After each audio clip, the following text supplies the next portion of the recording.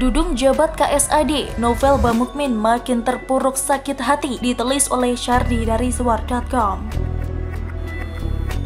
Sebelum kita lanjut, jangan lupa subscribe dan nyalakan loncengnya agar Anda menjadi yang pertama mendapatkan informasi dari jurnal terupdate. Hari Rabu kemarin, Presiden Jokowi resmi melantik Andika Perkasa sebagai Panglima TNI. Berdasarkan keputusan Presiden Republik Indonesia Nomor 106 TNI tahun 2021 tentang pemberhentian dan pengangkatan Panglima TNI, Jokowi memberhentikan Hadi Cahyanto dari posisi Panglima TNI dan mengangkat Andika Perkasa sebagai Panglima TNI. Setelah pelantikan Andika, Jokowi juga melantik Legend TNI Dudung Abdul Rahman sebagai KSAD yang sebelumnya menjabat sebagai Pangkostrat TNI Angkatan Darat. Kalau kalian sering bermain di media sosial, kalian pasti tahu kalau dua orang ini adalah sosok yang sangat dibenci oleh para kadrun. Dua kombinasi ini seolah kode dari Presiden Jokowi agar jangan ada yang berani macam-macam membuat keributan, apalagi mengganggu kedaulatan NKRI. Rasanya tidak sah jika tidak berbicara reaksi soal PA212 pasca dilantiknya Dudung sebagai KSAD. Sekjen PA212 Novel Bamukmin mengatakan rezim pemerintahan Jokowi selalu menempatkan orang yang mempunyai rekam jejak kurang baik. Saya melihat rezim ini menempatkan para pejabatnya, baik sipil dan militer, kepada orang-orang yang track record-nya mendukung penista agama dan kriminalisasi ulama, kata Novel. Huexpret. Novel mengatakan dengan begitu negara disebutnya justru akan menjadi gaduh. Menurutnya, rezim yang ada saat ini dianggap sudah saling. Begitu ormas Islam yang terdepan dalam aksi kemanusiaan penanganan bencana selama ini malah dibubarkan serta 6 laskarnya dibantai. Dengan begitu rezim ini sudah sangat saling, disusul penangkapan para ulama di tengah keterpurukan ekonomi dan krisis multidimensi di segala bidang, katanya. Keterpurukan ekonomi dan krisis multidimensi baru keluar dari gua mana? Pertumbuhan ekonomi Indonesia positif, sementara beberapa negara tetangga ekonominya masih negatif. Surplus neraca dagang dan nilai ekspor pada Oktober 2021 mencapai rekor tertinggi sepanjang sejarah. Indonesia bakal jadi raja baterai kendaraan listrik dunia. Bayangkan nilai ekspor akan sebesar apa. Udah ngaca belum? Soal penista agama dan kriminalisasi ulama ini tidak perlu diladeni. Ini adalah jurus pamungkas mereka kalau sedang mewek tak berdaya. Mereka mungkin sangat sakit hati ketika Dudung pernah memerintahkan agar baliho Habib Rizik dicopot. Ya iyalah, sudah pernah diturunkan, mereka malah naikin lagi. Terpaksa Dudung yang memberikan ketegasan. Dan mereka mewek, apalagi daerah mereka di pertempuran memang dilewati oleh kendaraan taktis TNI. Langsung gemetar ketakutan. Hahaha. Malu sakit hati tak berdaya. Jika kombinasi perasaan ini sangat dahsyat efeknya, makanya mereka pasti dendam sekali kalau disuruh mengingat kenangan buruk itu. Mungkin lebih parah reaksinya ketimbang lempar HP. Makanya Dudung bagi mereka adalah orang yang anti ulama model Habib Rizik. Justru semakin IB Habib Rizik Syihab terzalimi, maka makin jelas antinya terhadap ulama yang lurus dan rakyat pastinya sudah mempersiapkan sikap termulianya, kata Novel. Begitu pula beberapa hari lalu di mana Habib Rizik pernah menyerukan boykot terhadap Dudung dan Kapolda Metro Jaya, Irjen Fadil Imran. Boykot Fadil dan Dudung diingatkan kembali kepada segenap habaib, ulama, kiai, dai, tokoh Islam dan umat tentang seruan IBHRS sejak peristiwa tragedi kilometer 50. Jangan undang Fadil Imran dan Dudung dalam acara apapun. Jika ada acara dihadiri Fadil dan Dudung, maka bubarkan saja, tinggalkan, karena Fadil dan Dudung penjahat HAM, terlibat penyiksaan dan insiden 6 laskar FPI pengawal IBHRS di rumah penyiksaan. Begitu isi seruan tersebut. Bayangkan betapa gondoknya mereka mendengarkan kabar satu orang yang sangat mereka benci mendapatkan pangkat tinggi di militer. Mereka terlihat sangat menyedihkan tiap kali mendengar kabar orang yang mereka benci mendapatkan kabar bagus. Ahok juga begitu. Tiap kali Ahok dapat kabar gembira atau dapat jabatan bagus, mereka seolah kena tonjok langsung di wajah. Yang bisa mereka lakukan hanya sekadar teriak kriminalisasi ulama, jualan azab pedih di neraka. Hari ini masih jualan gituan. Sama aja kayak jualan kaset di zaman sekarang, gak bakal laku. Orang-orangnya sudah muntah air seember melihat kelakuan mereka. Hanya orang munafik yang tidak bosan-bosannya mengklaim mereka suci dan seolah menjadi agen tunggal kafling surga. Nangis darah, Jokowi lantik 2 jenderal TNI yang dibenci ex-FPICS. Denny Siregar, habislah harapan kadrun, dikutip dari berbagai sumber. Sebelum kita lanjut, jangan lupa subscribe dan nyalakan loncengnya agar Anda menjadi yang pertama mendapatkan informasi dari jurnal terupdate. Pada akhirnya 2 jenderal TNI dilantik oleh Presiden Jokowi. Jenderal TNI Andika Perkasa dilantik sebagai Panglima TNI dan Jenderal TNI Dudung Abdurrahman yang semula legend naik pangkat ke jenderal menempati posisi sebagai kasat. Nah, yang menarik kedua jenderal TNI di atas cenderung tidak disukai oleh kelompok tertentu, dan kelompok yang dimaksud oleh masyarakat jelas sudah mengetahuinya. Salah satunya yang menolak keras kehadiran keduanya adalah para ex-FPI dan mereka yang menamakan diri sebagai PA212.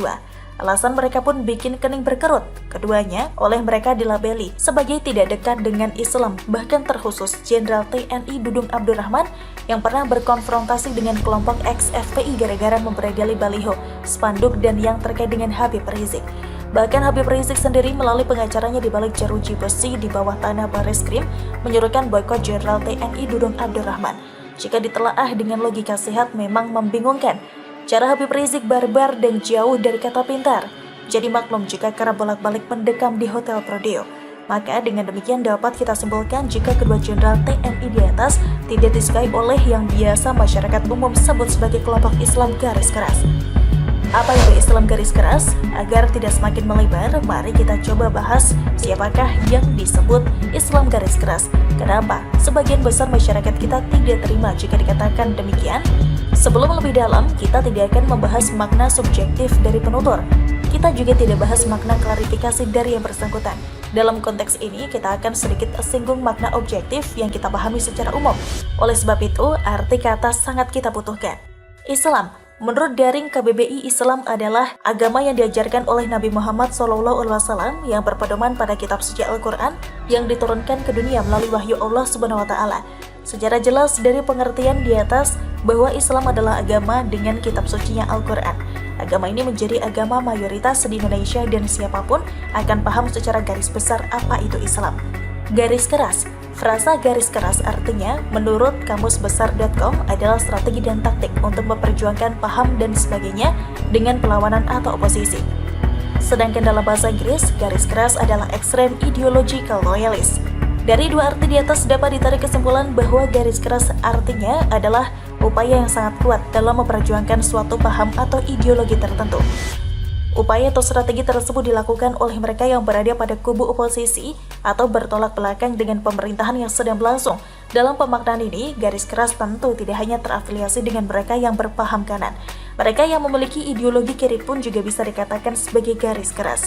Islam garis keras, tanpa harus kita kaji secara mendalam pun sudah sangat jelas bahwa apa yang dimaksud dengan Islam garis keras adalah mereka yang memiliki paham yang kuat akan syariat Islam lah yang dianggap sebagai Islam garis keras.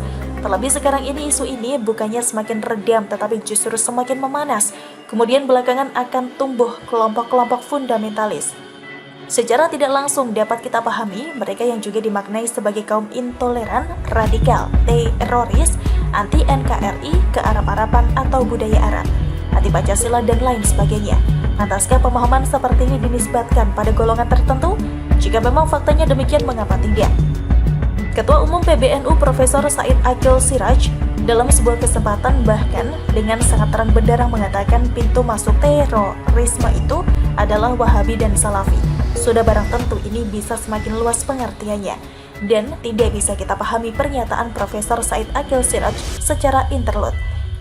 Jika secara sisi keamanan kedua jenderal tidak perlu diragukan, terlebih di tahun 2022 Indonesia memiliki agenda-agenda akbar yang bertaraf internasional.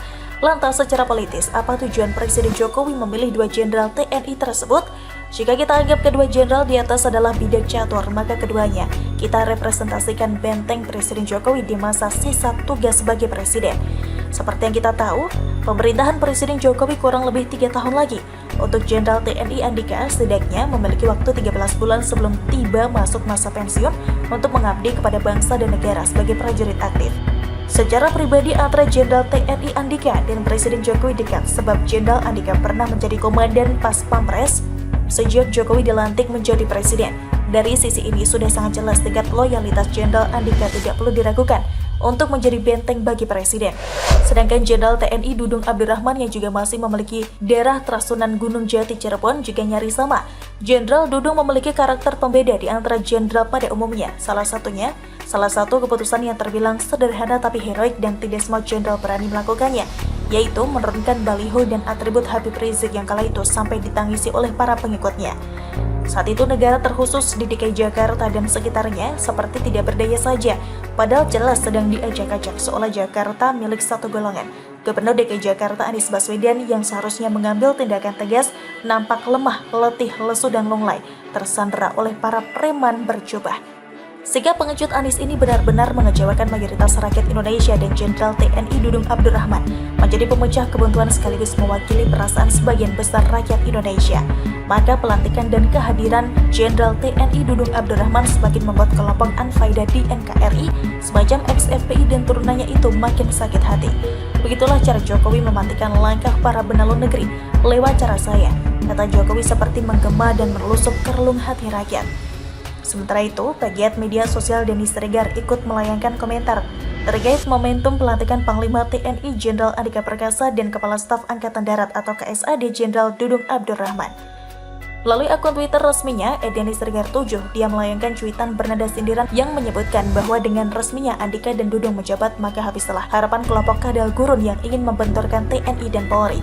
Malah mereka, kadrun yang harus tiarap sekarang. Tweet Denny mengutip era.id, Rabu 17 November 2021. Bagaimana menurut Anda? Silahkan tulis pendapat Anda di kolom komentar. Terima kasih sudah menyaksikan channel Jurnal Terupdate.